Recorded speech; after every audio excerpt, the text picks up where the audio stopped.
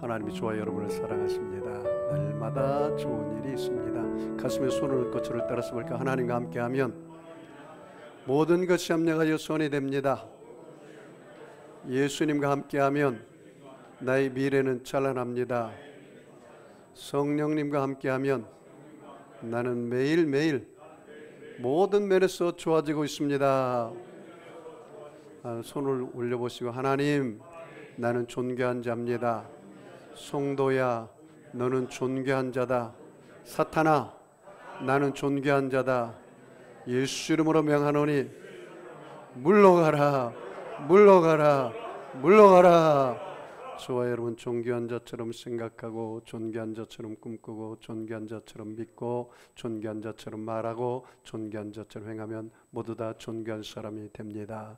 가슴에 손 얹고 따라서 보겠습니다. 나의 인생은 예수의 인생, 복받은 인생, 성공 인생, 승리 인생, 행복한 인생, 잘될 인생입니다. 옆 사람하고 인사합니다. 두 손 꼭 잡고, 당신의 인생은 예수의 인생, 복받은 인생, 성공 인생, 승리 인생, 행복한 인생, 잘될 인생입니다. 한번 이렇게 인사할까요? 사랑하며 섬기겠습니다. 또 당신은 복덩어리입니다. 당신은 보석입니다. 한 번 더 이렇게 인사하세요. 당신을 보니 하나님을 보는 것 같습니다. 정말이죠? 저는 오늘 믿음 시리즈 첫 번째 시간으로 믿음이란 무엇입니까? 라는 제목으로 함께 은혜를 나누겠습니다. 여러분, 오프라 윈프리를 아시는지요? 오프라 윈프리가 처음부터 유명한 것은 아니었습니다. 그녀는 인종차별주의에 극심한 미시시피주 가난한 흑인 출신입니다. 사생활에 태어나 6살까지 외가에서 자랐습니다. 13살까지는 파출부로 일하는 편모 아래서 자랐습니다.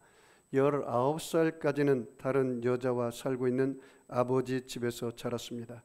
이런 열악한 환경에서 자란 그녀는 마약을 하고 난잡한 성생활로 미혼모가 되고 가까운 친척에게 성폭행도 당하고 소년 감옥에 출입하는 등 형편없는 삶을 살았습니다. 그러나 오프라 윈프리 가슴 속에는 이런 마음이 불타올랐습니다. 언젠가 사람들에게 내가 무엇인가를 해낼 수 있다는 것을 꼭 보여주고 말겠다라는 강력한 소망과 뜨거운 열정이 오프라 윈프리 마음속에 솟아났습니다. 그녀는 자서전에서 다음과 같이 말합니다. 하나님에 대한 믿음을 그녀의 희망의 근거로 간증합니다. 강간당하고 학대당하고 매질당하고 거부당하는 가운데서 살아남을 수 있는 길은 오직 하나밖에 없었어요. 저는 오직 하나님에 대한 믿음 하나로 이 모든 고난을 헤쳐나올 수 있었어요. 오직 하나님을 향한 믿음 하나로 이 고난과 고통과 어려움을 이겼다, 그렇게 말씀하고 있습니다. 여러분, 오늘날 그리스도인들이 왜 절망하며 쓰러집니까? 저와 여러분이 신앙생활하는데 왜 절망하며 쓰러집니까?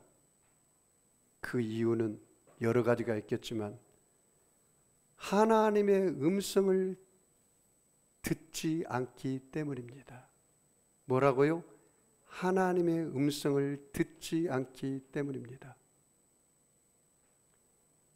제가 이 교회를 개척하기 전에 기도원에 가서 21일을 금식했습니다. 하나님, 내가 어디 가서 개척을 해야 합니까? 하나님, 저에게 말씀해 주세요. 왜 하나님 음성을 들어야 그 음성을 듣고 제가 믿음이 생기고 확신이 생기고 그 말씀을 따라서 행동하고 내가 살아갈 수 있기 때문입니다. 왜 하나님께서 금식 19일째 저렇게 말했습니다. 출애굽기 33장 14절에 내가 친히 가리라, 내가 너를 쉬게 하리라. 하나님은 지금도 우리에게 말씀하십니다. 내가 그 말씀을 들을 때 이 말씀이 내 마로 들렸습니다. 그리고 믿음이 생겼습니다. 확신이 생겼습니다. 그러면 내가 이 말씀을 따라서 행동하기로 작정했습니다. 주님 어디 갔어? 그러면 주님이 친히 가시는데 어디로 가십니까? 제 마음속에 성령께서 말씀하시기를 내가 숭도로 가리라. 그러면 내가 숭도에 가서 교회를 개척하겠습니다. 그래서 이곳에 교회를 개척하는 행동으로 옮긴 겁니다. 그리고 그 증거로 5년이 된 이 시점에서 하나님께서 이렇게 응답으로 증거로 교회가 성장하고 저와 여러분을 이 땅에 보내주시고 이 교회에 불러주신 것입니다. 이 모든 것은 제가 한 것이 아니라 하나님이 한 것이기 때문에 하나님께 영광을 돌립니다. 우리 모두 다 하나님께 영광의 박수 한번 돌리겠습니다.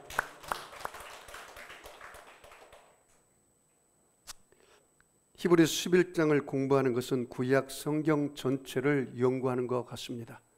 앞으로 계속해서 제가 믿음의 시리즈 이 히브리서 11장이 믿음의 전당이기 때문에 이 히브리서에 나오는 구약의 인물들을 믿음에 대한 설교를 하다 보면 구약 전체 내용을 설교하고 신약의 내용까지 연결됩니다. 제가 이번에 제가 목회 올해가 31년째인데 한 번도 아파본 적이 없고 한 번도 병원에 가본 적이 없고 누워본 적이 없어요. 그런데 올해 제가 맹장이 터져가지고 터진 줄을 모르고 새벽기도 인도하고 그 다음에 금요일 예배 인드리고 터졌으면 바로 가야 하는데 무던히도 견디고 참은 힘이 있어서 예수님이 채찍에 맞음으로 내 배 아픈 것이 나을 것이다 나을 것이다 믿음의 확신을 가지고 기도했는데도 안 나아요. 그래 죽을 것 같더라고요. 그래서 저에게 내가 죽을 것 같으니까 이제 병원에 가야겠다. 그래서 응급실로 갔어요.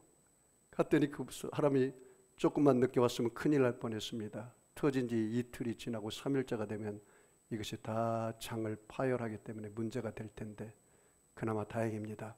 와서 수술을 했어요. 그리고 병실에 있으면서 성경을 보고 기도하고 했더니 그 의사가 와서 저한테 그러더라고. 환자가 병실에 와서 성경 보고 공부하는 사람은 처음 봤습니다. 성경 보고 주일 설교 준비하고 기도하는데 제 마음속에 믿음의 세계가 열려졌어요. 더 큰 믿음의 세계가 열려졌어요. 하나님이 저에게 주신 네마의 말씀이 갈라디아서 3장 9절이었어요. 믿음으로 말미암는 자는 믿음이 있는 아브라함과 함께 복을 받느니라. 이게 내 마음에 네마로 들린 거예요. 그래서 제가 여러 차례 여러분에게 얘기했습니다. 왜 기도가 응답이 없을까? 왜 예배를 드리는데 매너리즘으로 빠져서 감동과 감격이 없는 예배를 드릴까? 오늘 예배를 드리는데 찬양을 하는데 기쁨과 감동과 희열이 넘쳐나는 예배를 왜 드리지 못할까?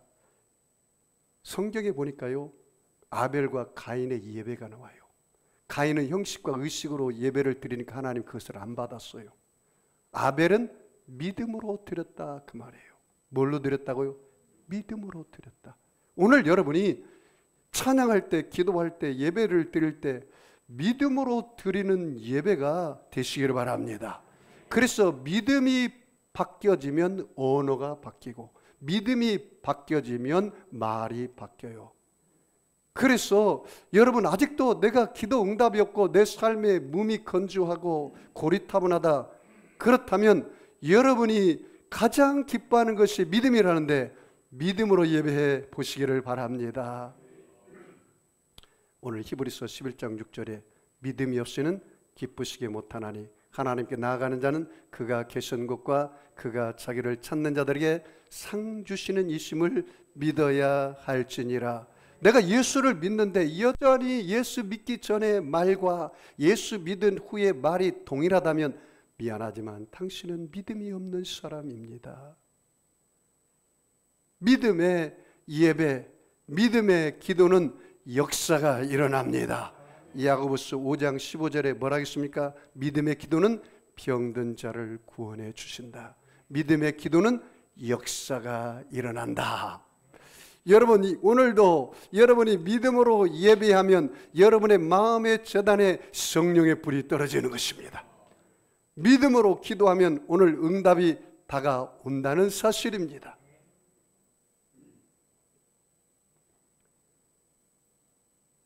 믿음이 바뀌어야 합니다. 여러분, 왜 사람들이 지옥에 갑니까? 무슨 문제가 해결되지 않아서 그렇습니까? 죄의 문제가 해결되지 않아서 그래요. 로마서 3장 23절 말씀에 모든 사람이 죄를 범하였음에 하나님의 영광에 이르지 못하더니 로마서 6장 13절에 죄의 삭은 사망이라. 그럼 목사님, 우리 아버지는요 도덕적으로 윤리적으로 살고 다른 사람을 한 번도 해코지 않았는데 천국 갈 수 있지 않아요? 아버지가 예수를 믿지 않는 사람은 죄의 문제가 해결되지 않았기 때문에 천국을 못 갑니다. 미안하지만 지옥 갈 수밖에 없습니다. 그럼 목사님, 어떻게 하면 죄의 문제가 해결됩니까? 예수를 믿어야 합니다. 예수님께서 직접 말씀했습니다. 요한복음 19장 9절 말씀, 죄에 대하라 함은 그들이 나를 믿지 아니하며. 뭐가 죄라고요? 예수를 믿지 않는 것이 죄요. 그래서 여러분이 예수님을 믿으면 용서받은 의인이 되는 겁니다. 그래서 우리가 예수 믿고 내 죄를 회개하면 예수의 피가 우리의 모든 죄를 깨끗하게 하셔서 우리는 용서받은 의인이 되어서 어디 가요? 천국에 갈 수가 있습니다. 여러분, 오늘 히브리서 11장을 이야기하기 전에 히브리서 10장에서 히브리 기자가 이렇게 말합니다. 오직 의인은 믿음으로 말미암아 살리라. 자, 우리도 히브리서 10장 38절 성경 펴놓은 사람은 함께 읽어보겠습니다. 나의 의인은 믿음으로 말미암아 살리라. 또한 뒤로 물러가면 나의 마음이 그를 기뻐하지 아니하리라 하셨느니라. 여러분, 누구를 믿는다고요? 예수님을 믿는 거예요. 믿음의 근거는 하나님의 말씀인데 믿음의 대상은 누구라고요? 예수님을 믿는 거예요. 네? 돌덩어리를 믿는 게 아니에요. 큰 당상나무를 믿고 거기서 비나이다 하는 게 아니에요. 예수님을 믿는 거예요. 여러분, 히브리서 10장 9절, 19절, 20절, 21절, 22절에 그렇게 말했습니다. 그러므로 형제들아, 우리가 예수의 피를 힘입어 성소에 들어갈 담력을 얻었나니 그 길은 우리를 위하여 휘장 가운데로 열어놓으신 새로운 산길이요 휘장은 그의 육체니라. 또 하나님의 집을 다스리는 큰 대제사장이 계심에 우리가 마음의 뿌림을 받아 악한 양심으로부터 벗어나고 몸은 맑은 물로 씻음을 받았으니 참 마음과 온전한 믿음으로 하나님께 나아가자. 예수의 피가 우리를 모든 죄에서 깨끗하게 하실 것이요, 만일 우리가 우리의 죄를 자백하면 저는 미쁘시고 의로우사 우리 죄를 사하시며 우리를 모든 불의에서 깨끗하게 하실 것이요. 여기 뭘 하겠습니까? 22절에 우리 마음의 뿌림을 받아 악한 양심에서 벗어났다, 씻음을 받았다. 여러분, 마음이 하나님의 제단입니다. 여러분, 마음이 하나님의 성전입니다. 너희 몸이 하나님의 성전인 것과 하나님의 성령이 너희 안에 거하시는 것을 알지 못하느냐. 여러분, 오늘 제단이 어디라고요? 여러분의 마음이 제단이에요. 마음에 뭐가 뿌려져요? 예수의 피가 뿌려져요.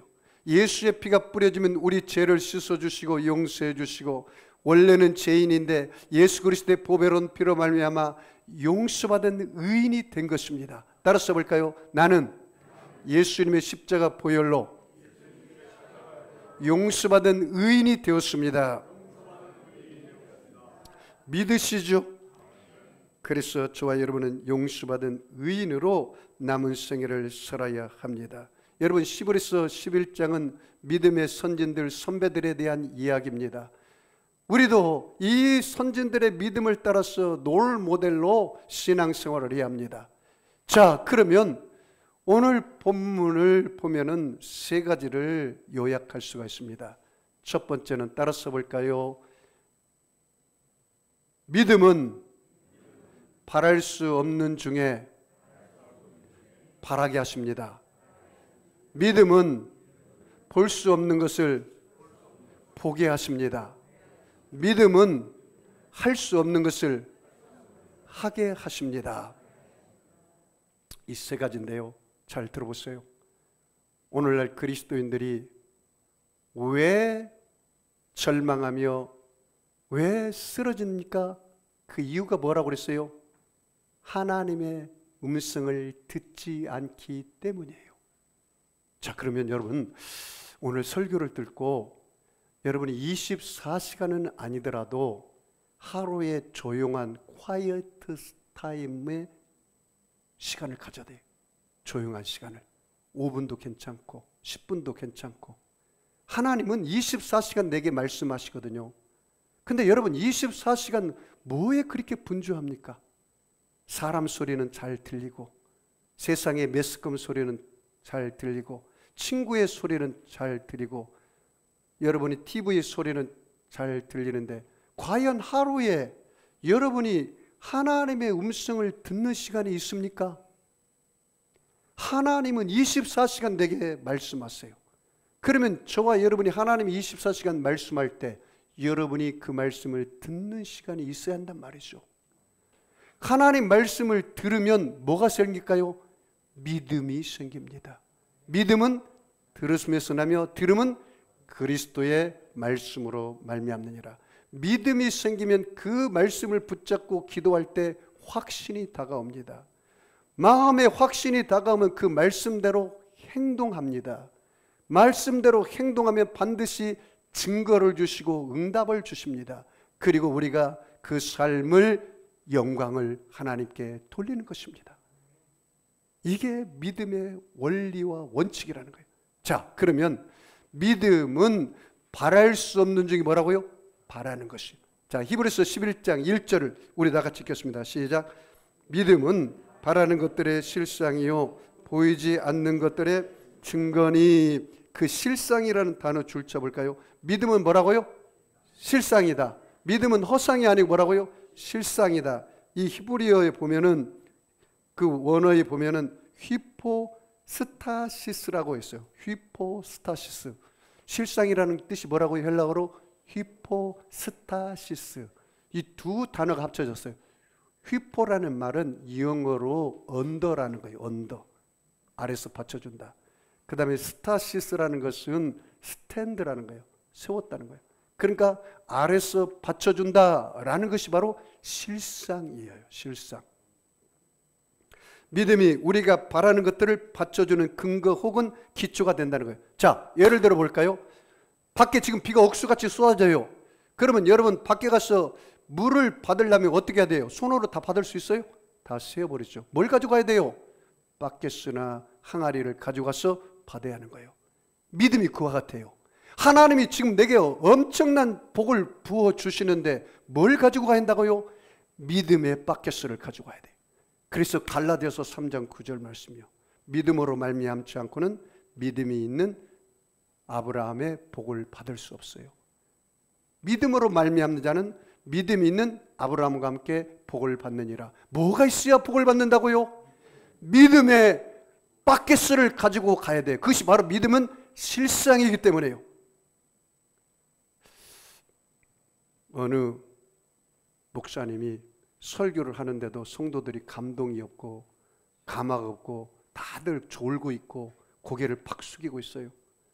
그런데 어느 코미디언이 와서 이야기를 하는데 성도들이 웃고 막 감동하고 울어요.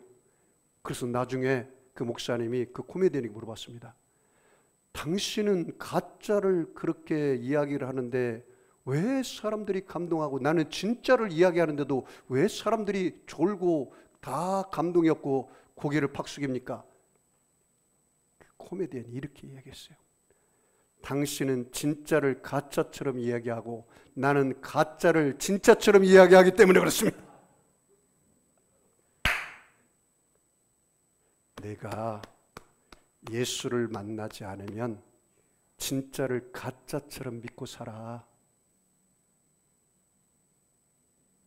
무슨 말인지 이해가세요? 내가 예수를 만난 경험이 있으면 그 믿음 포기하지 않아. 세상에 썩어질 것에 믿음 팔지 않아. 내가 만난 예수가 가장 귀한 보물인데 그 보물과 무엇과 바꿀 수 있어요? 그래서 나는 무엇과도 주님을 바꾸지 않으리. 뭔 무엇과도 바꾸지 않아요. 예수가 가장 귀한 것을 발견하고 만났기 때문에 그래요. 로마서 4장 17절 18절 말씀 우리 자막을 띄워주시기 바랍니다. 우리 같이 읽겠습니다. 기록된 바 내가 너를 많은 민족의 조상으로 세웠다 하심과 같으니 그가 믿은 바 하나님은 죽은 자를 살리시며 없는 것을 있는 것으로 부르시는 이시니라. 18절이요. 아브라함이 바랄 수 없는 중에 바라고 믿었으니 이는 내 후손이 이 같으리라 하신 말씀대로 많은 민족의 조상이 되게 하려 하심이니라. 믿음은 바랄 수 없는 중에 바라는 것이 믿음이라 그 말이에요. 자, 보세요. 세상 사람과 예수 믿는 믿음의 사람의 차이점이 뭘까요?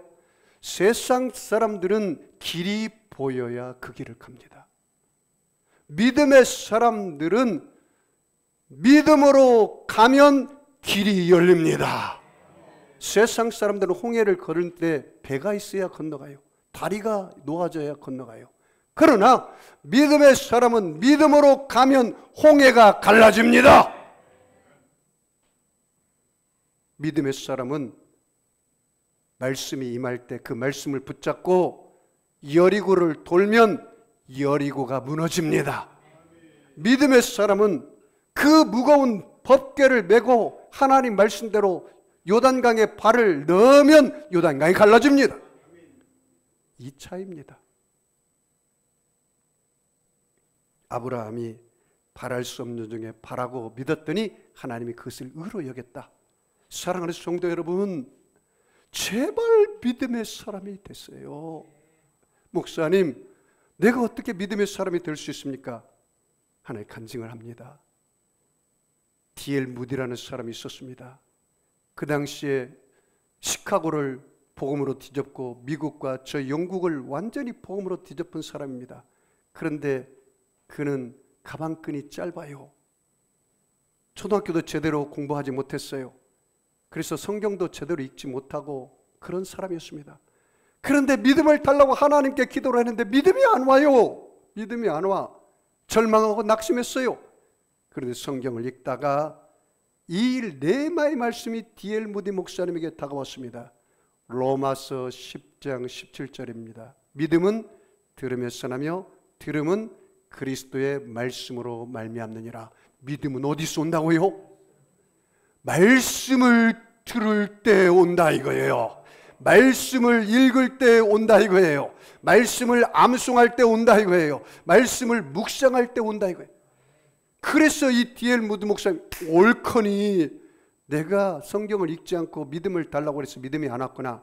그때부터 성경을 읽고 그가 기도하기 시작하자 큰 믿음의 사람이 됐다고 이 D.L. 무디 목사님이 간증을 했습니다. 여러분, 믿음의 근거는 하나님의 말씀에 두어야 합니다. 여러분이 감각이나 이성이나 경험에 두면 반드시 그 믿음이 무너지게 되었어요. 여러분이 말씀을 듣고 그 말씀을 믿음의 근거로 두면 반석이 되어서 비바람이 부고 풍랑이 와도 모래 이은 집이 아니어서 무너지지 않는 것입니다. 저는 이 간증을 하기로 원합니다. 박진석이라는 청년의 이야기입니다. 오래전에 있었던 이야기입니다. 그의 병의 명은 부갑상선 기능 항진에 의한 각피 석회 화증에 몸이 석회처럼 굳어지는 병이에요. 칼슘이 몸 안에서 과다 생산되어 축적되므로 온몸이 석회처럼 굳어버리는 병이라고 합니다. 8살에 다리를 절기 시작한 그는 초등학교를 졸업하자마자 자리에 누워버렸습니다. 그리고 22년 이상 걸쳐 죽어가는 육신과 싸움을 시작하게 됩니다. 그러나 그는 절망을 거부하기로 결심합니다. 그는 그와 자기가 사랑하는 어머니와 비슷한 처지에 있는 이들에게 희망을 전하는 도구가 되는 작가가 되기로 결심합니다. 불가능한 꿈이었습니다. 하지만 그는 누워있는 채로 독학으로 영어와 한문을 배우고 한 손에는 볼펜을 잡고 또 한 손으로는 컴퓨터 키보드를 두드리면서 한 권의 베스트셀러를 탄생시킵니다. 30여 개월 만에 원고 800장의 고통의 이야기를 탈구합니다. SBS 휴먼 드라마에서도 소개된 그의 이야기의 책 제목은 뜻밖에도 절망은 희망의 다른 이름이다. 박진석 씨의 인생은 그대로 감동의 휴먼 드라마가 됐습니다. 그러나 더 자세히 그의 인생을 들여다보면 이것은 그가 하나님을 신뢰하였기 때문에 가능할 수 있었던 믿음의 드라마였습니다. 그는 처음부터 신앙인은 아니었지만 그 지독한 고통과 대결하면서 마침내 욥의 믿음을 갖게 되었고 예수님을 구주로 영접하게 되었습니다. 믿음은 바랄 수 없는 중에 바라게 하는 것입니다. 따라서 볼까요? 믿음은 볼 수 없는 것을 보게 하십니다. 자, 우리 히브리서 11장 1절 다시 또 읽겠습니다. 믿음은 바라는 것들의 실상이요 보이지 않는 것들의 증거니라. 보이지 않는 것들의 뭐라고요? 증거예요. 보이지 않는 것들. 믿음은 볼 수 없는 것을 보게 한다는. 이 증거라는 말은 헬라어로 보니까 엘렌코스라는 뜻이에요. 뭐라고요? 엘렌코스. 이것은 확신, 믿음의 고백이라는 뜻이에요. 믿음의 고백. 여러분, 노아는 홍수를 보이지 않는 미래의 세계인데 준비했어요. 하나님께서 노아에게 말합니다. 노아야, 내가 이 땅을 물로 심판하리라. 하나님, 내가 지금까지 하늘에서 비가 내리는 것을 못 봤는데요. 노아 시대까지는 하늘에서 비가 온 적이 없어요. 그럼 목사님은 어떻게 먹고 살았습니까? 이슬이 내려서 물이 고여서 먹고 살았어요. 한 번도 비를 본 적이 없어요. 그런데 하나님께서 노아에게 내가 물로 심판할 테니까 배를 만들라는 거예요. 그 하나님 말씀을 듣고 믿었습니다. 그리고 확신했습니다. 그리고 행동했습니다.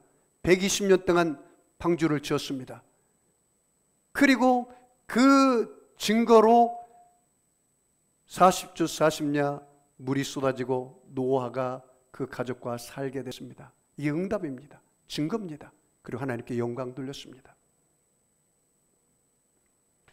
여러분, 요한복음 11장에 보면은 예수님은 그 오빠 죽은 나사로의 무덤에 가서 마르다에게 이야기합니다. 마르다야, 너가 믿으면 하나님의 영광을 보리라. 믿으면 뭐요? 보리라. 믿으면 볼 수 없는 것을 보게 된다는 거예요. 그래서 마르다가 그 예수님을 믿고 돌을 옮겨 놓았더니 그의 오라버니 나사로가 사는 영광을 보게 된 겁니다. 여러분 믿지 않기 때문에 하나님의 영광을 못 보는 거예요. 믿으면 볼 수 없는 것을 본다고 믿으면 하나님의 영광을 본다는 사실입니다. 자, 고린도후서 5장 7절 말씀을 띄워주시기 바랍니다. 고린도후서 5장 7절 같이 읽습니다. 우리가 믿음으로 행하고 보는 것으로 행하지 아니함이로다. 이건 뭘로 행한다고요? 믿음으로 행해야 돼요. 보이는 것으로 행하지 않는 거예요. 이게 바울의 고백입니다. 오늘 여러분 히브리서 11장 13절의 말씀 보면은 이 사람들은 다 믿음을 따라 죽었으며 약속을 받지 못하였으되 그것들을 멀리서 보았다 그랬습니다. 믿음의 눈으로 멀리 보았다는 거예요. 여러분, 믿음의 눈, 독수리의 눈을 가지고 멀리 보시기 바랍니다. 멀리 봐야 돼요. 여러분, 사랑하는 성도 여러분, 하나님이 좋으신 하나님 걸 믿으시면 아멘 하겠습니다. 자, 보세요. 여러분, 하나님이 저와 여러분에게 좋으신 하나님인데 지금 다가오는 고난과 역경이 다가온다 해서 벌레의 눈을 가지고 포기하고 낙심하고 쓰러지면 안 돼요.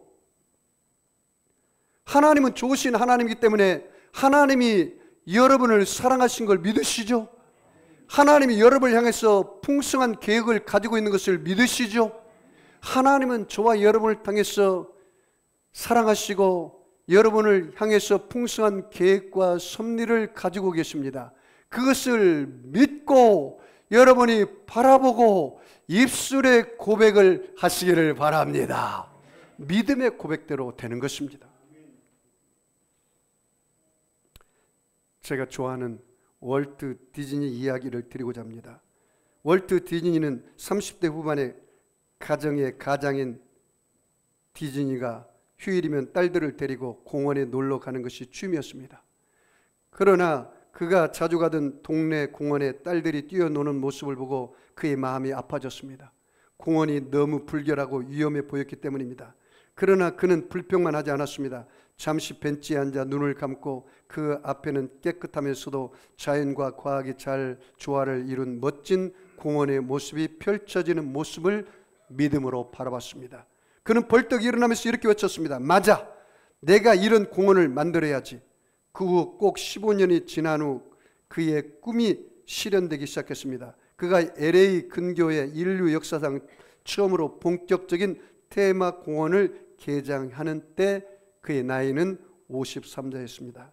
그러나 그의 도전은 거기서 끝나지 않았습니다. 디즈니랜드 주변 환경이 공원과 맞지 않게 개별되는 모습을 보면서 그는 좀 더 자연 친화적이고 좀 더 미래 과학 정신을 반영하는 인류 최대의 어린이 낙원인 꿈의 동산을 만들고 싶었습니다. 그래서 당시에 디즈니랜드가 160에이커였는데 그보다 175배 더 큰 28,000에이커, 우리나라로 말하면 350만 평의 땅을 플로리다주 올랜드 근교에서 구입하게 됩니다. 여기서 그는 평생의 비전 실현을 위한 마지막 프로젝트인 디즈니 월드 건설을 시작합니다. 그러나 그의 프로젝트가 실현되기 완성되기 5년 전인 1966년 12월 5일 월트 디즈니는 만 65세 일기로 세상을 떠나게 됩니다. 그리고 디즈니 월드가 완성되었을 때 개막식에 유명한 인사 한 분이 축사를 합니다. 오늘 월트 디즈니 씨가 이 광경을 보지 못하고 먼저 간 것이 안타깝다는 말을 했습니다. 그런데 이어서 등단한 월트 디즈니 미망인이 이런 유명한 답사를 했습니다. 조금 전에 축사를 하신 분이 제 남편에 대한 여러 좋은 말씀을 해주신 것을 감사합니다. 그러나 한 가지 수정할 것이 있습니다. 그분이 제 남편이 오늘 이 개막식을 보지 못한 것이 아쉽다고 하셨는데 사실 제 남편은 오늘 이 동산이 열리는 것을 믿음으로 보면서 일했다는 것을 말씀드리고 싶습니다. 내 남편이 보았기 때문에 오늘 우리가 여기에 있는 것입니다. 내 남편 월트 디즈니는 믿음으로 이것이 다 완성되는 것을 보고 일을 한 것입니다. 믿음은 볼 수 없는 것을 보게 합니다. 믿음은 할 수 없는 것을 하게 합니다. 우리 본문 히브리서 11장 2절 다시 한번 읽겠습니다. 선진들이 이로써 증거를 얻었느니라. 자, 3절 같이 읽습니다. 믿음으로 모든 세계가 하나님의 말씀으로 지어준 줄을 우리가 아나니 보이는 것은 나타난 것으로 말미암아 된 것이 아니니라. 여러분 여기 보세요. 믿음으로 모든 세계가 하나님의 말씀으로 지어진 줄을 우리가 안다. 정말 여러분 하나님 말씀으로 이 우주 만물이 지어진 것을 여러분 믿습니까? 보이는 것은 나타난 것으로 말미암아 된 것이 아니니라 그 말이에요. 하나님께서 우주 만물을 지을 때 나타난 것으로 보이는 것을 만들었나요? 무에서 유를 창조했나요? 무에서 유를 창조한 것입니다. 믿음은 할 수 없는 것을 하게 하는 것입니다.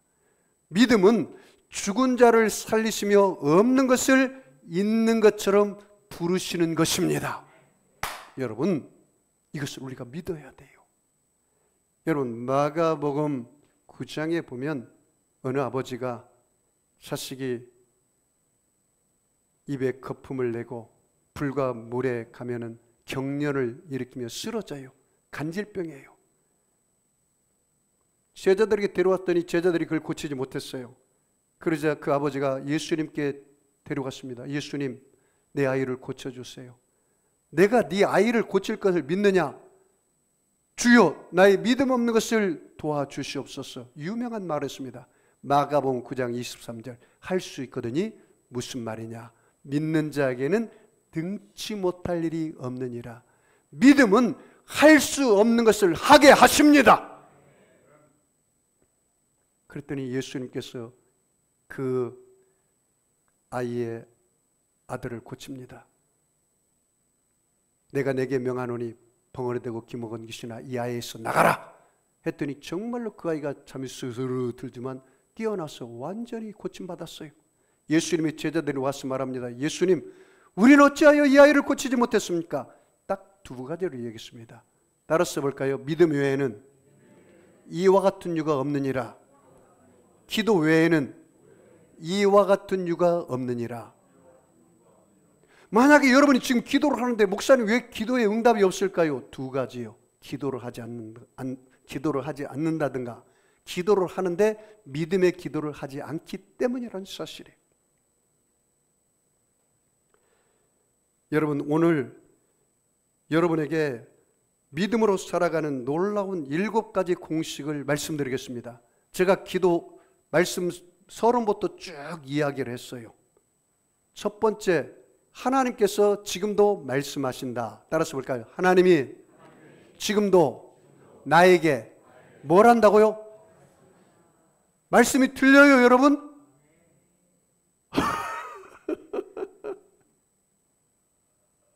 목사님, 하나님이 내 귓구녕에다 대고 말씀하나요? 잘 봐요.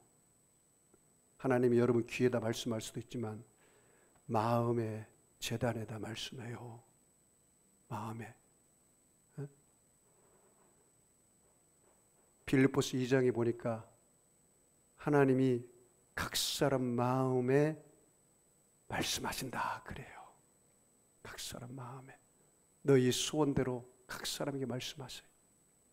지금 하나님이 말씀할 때 여러분 어떻게 해야 돼요? 그 말씀을 들어야 돼요. 그 말씀을 들으면 뭐가 생겨요? 우리는 믿음이 생겨요. 그리고 그 말씀을 붙잡고 기도하면 뭐가 돼요? 확신이 다가와요. 그리고 그 말씀대로 행해요. 그 말씀대로 행하면 응답이 다가오고 증거가 다가와요. 그리고 나서 하나님께 영광 돌리는 거예요. 이 7가지 키워드를 여러분이 붙잡아야 돼요. 여러분, 지금도 하나님 우리에게 말씀하시는데 어디서 말씀할까요? 여러분, 예수님께서 십자가에 돌아가실 때 테텔레스타이 내가 다 이뤘다가 말씀하셨어요. 여러분, 하나님이 오늘도 말씀하시는데 어디에 들어가면 말씀이 들려질까요? 예수님의 십자가 밑에 들어가면 하나님 말씀하십니다. 죄인에게는 하나님이 뭐라고 말씀하십니까? 예수님이 찔림은 우리 허물을 인하며 예수님이 상함은 우리 죄악을 인함이라. 예수님이 징계를 받음으로 우리가 평안을 누리고 예수님이 채찍에 맞음으로 우리가 나음을 입었도다. 우리는 다 양 같아서 그릇 행하여 각기 제 길로 갔지만 하나님께서는 우리 무리의 죄악을 그에게 담당시키셨도다. 저와 여러분이 죄된 몸으로 주님 오늘 갈보리 십자가 앞에 들어가면 하나님은 예수님을 통해서 뭐라고 말합니까? 예수의 피로 너의 죄가 사함받았느니라. 그렇게 말씀하세요. 마귀에게 눌려져서 자유함이 없고 우울증과 인생을 살고 싶지 않는 그런 마음이 들어서 여러분의 마음에 꽉 눌려 있는 사람 있습니까? 갈보리 십자가 앞에 들어가 보십시오. 예수님께서 우리에게 말씀합니다. 내가 십자가의 죽으심으로 말미암아 마귀의 정사와 권세를 깨뜨려 이겼느니라. 여러분, 오늘 마음의 병, 정말 육체에 병이 있어서 아픈 사람 왔습니까? 십자가에 들어가면 하나님께서 예수님을 통해서 뭐라고 말합니까? 예수님이 채찍이 맞음으로 너가 나았느니라. 이 음성을 듣고 믿고 확신을 갖고 기도하면 증거인 치료를 허락해 주십니다. 목사님, 내 팔자는 너무 사나웠어. 나는 부모로부터 물려받은 재산도 없고 이렇게 별 볼 일 없다가 살다가 인생을 끝나야 하겠습니다. 그렇지 않아요. 여러분, 저주받은 인생이 아니에요. 여러분, 칼보리 십자가에 들어가면 예수님께서 우리 대신에 저주를 받았어요.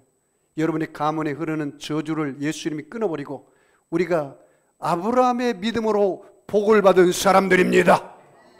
가정에 흐르는, 부모의 흐른 DNA, 암의 저주, 질병의 저주도 오늘 말씀을 믿으시기 바랍니다. 끊어졌다고 하잖아요. 알코올의 저주, 도박의 저주, 음란의 저주, 우상숭배의 저주, 불신의 저주, 가정에 흐르는 온갖 저주를 예수님이 끊었다는 거예요. 그걸 믿어야 돼요. 그래야 아브라함과 함께 복을 받는 인생이 되는 거예요. 여러분, 예수님이 십자가에 들어가면 여러분이 전에는 내 이름으로 구하지 않았으나 내 이름으로 구하라. 그리하면 너희 기쁨이 충만하리라. 오늘 믿고 구한 것은 받은 줄로 믿어라. 그렇게 말씀하시는 거예요. 따라서 하나님을 믿어라. 첫 번째 하나님을 믿어야 돼요. 그리고 누구든지 이 산더러 들려 바다에 던져져라 하며 그 말하는 것이 이룰 줄 믿고 마음에 의심치 않으면 그대로 되리라. 무엇이든지 기도하고 구한 것은 받은 줄로 믿어라. 그리하면 너희에게 그대로 되리라. 자, 여러분 이렇게 손을 벌려보세요. 제가 선포하면 아멘 해보십시오. 내 믿음대로 될지어다. 이렇게 세게 해봤어요. 세게. 다시. 내 믿음대로 될지어다. 내 믿음대로 응답 받을지어다. 내 믿음대로 제사함 받을지어다. 내 믿음대로 성령 충만 받을지어다. 내 믿음대로 치료받을지어다. 내 믿음대로 아브라함의 복을 받을지어다. 내 믿음대로 응답 받을지어다. 내 믿음대로 소망이 넘칠지어다. 내 믿음대로 하늘 소망, 천국 소망, 영생 천국이 넘쳐날지어다. 그 음성이 들리지 않습니까?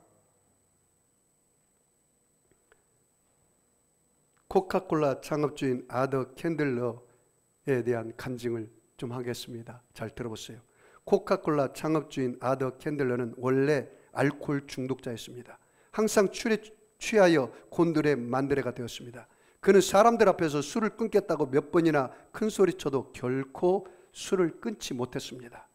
그러던 어느 날 여느 때처럼 술을 취해서 집으로 돌아오는데 갑자기 벼락 같은 하나님의 음성이 들려왔습니다. 죄의 본능을 이겨야 성공할 수 있느니라. 뭐라고요? 죄의 본능을 이겨야 성공할 수 있느니라. 캔들러는 집에 돌아와서 아내에게 그 이야기를 하니까 아내가 무릎을 치면서 여보, 당신, 내가 주님 앞에 기도했어요. 주님, 우리 남편이 술 중독에서 고침받게 하옵소서. 그렇게 눈물로 기도하던 시간이라고 말하는 것이었어요. 누구의 기도를 들었어요? 그 아내의 기도를 듣고 술 취해서 돌아오는 그 캔들러에게 하나님의 음성이 들렸어요. 죄의 중독을 끊어야 너가 새 사람이 된다. 죄의 본능을 이겨야 성공할 수 있다. 그래서 순간 그 아들러는 크게 깨닫고 이렇게 기도했습니다. 하나님, 내 힘으로 내 수단과 방법으로는 이 술 중독에서 헤어날 수 없습니다. 이제 내가 말씀하신 주님이여, 주께서 모든 것에 맡깁니다. 내 삶 전체 나의 술 중독을 주님께 맡기니 이 짐을 져 주시옵소서. 이렇게 기도했습니다. 그날 저녁에 부인과 함께 기도했는데 희한하게 그 이튿날부터 술맛이 뚝 떨어져 버렸어요. 그는 너무 기뻤어. 하나님을 섬기며 11조를 드리고 열심히 기도하고 일한 결과 코카콜라라는 세계적인 굴지의 기업을 일으킬 수가 있었다는 사실입니다. 여러분, 결론적으로 제가 박진석 경제에 대한 간증을 했습니다.